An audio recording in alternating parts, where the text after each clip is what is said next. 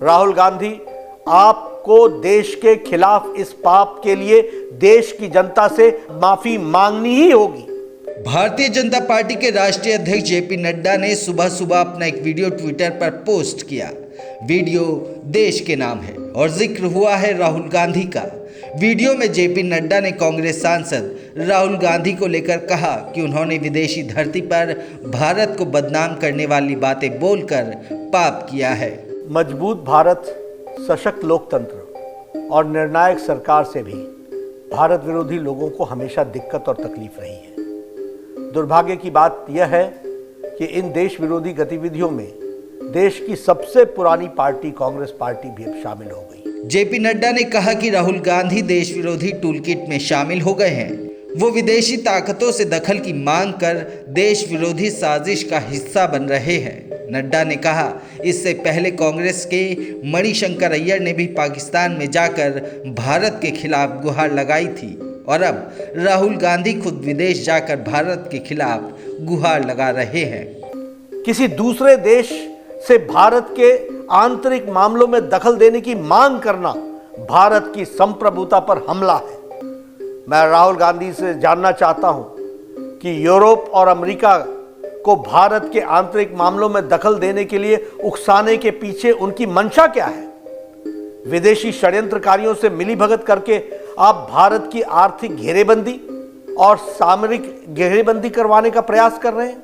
नड्डा ने यह भी कहा, देश एक और भारत के प्रधानमंत्री के नेतृत्व में दुनिया की 5वीं सबसे बड़ी अर्थव्यवस्था बन रहा है और G20 की बैठकें हो रही हैं। वहीं राहुल गांधी विदेशी धरती पर देश और संसद का अपमान कर रहे हैं। मैं उनसे इसके पीछे उनकी मंशा जानना चाहता हूं। स्थिति में भी आज तक देश किसी भी बड़े नेता ने विदेश में जाकर के विदेशी ताकतों से भारत सरकार के खिलाफ कार्रवाई करने की आह्वान नहीं किया है। राहुल जी, आपको यह कृत्य स्वतंत्र भारत के इतिहास का सबसे गंभीर मामला है। इससे जनता को भारी आक्रोश है।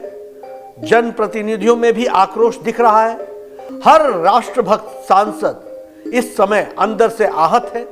राहुल गांधी, आपको देश के खिलाफ इस पाप के लिए देश की जनता से माफी मांगनी ही होगी।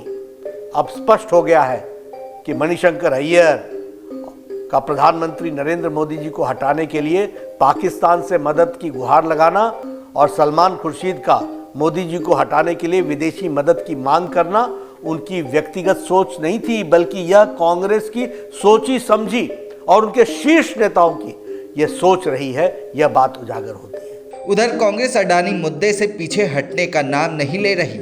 जेपी नड्डा की इस वीडियो के पोस्ट होने के बाद संसद का सत्र शुरू तो हुआ, लेकिन राहुल गांधी को बोलने का मौका नहीं मिला, जिसके चलते आज का दिन नारों की भेंट चढ़ गया।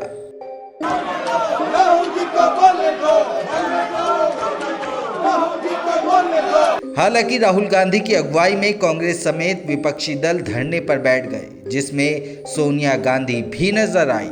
साफ है कि बीजेपी राहुल गांधी को लोकतंत्र का पाठ पढ़ाने और उनसे माफी मंगवाने पर उतारू है और कांग्रेस अडानी और प्रधानमंत्री मोदी के रिश्ते पर पीछे हटने को राजी नहीं।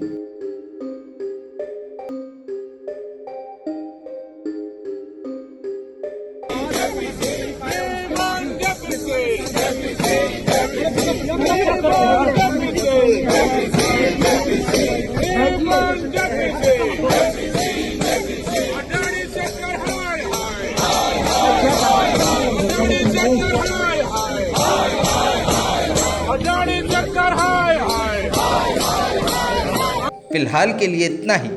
ऐसी ही और अपडेट्स के लिए सब्सक्राइब करें इंडिया लाइव।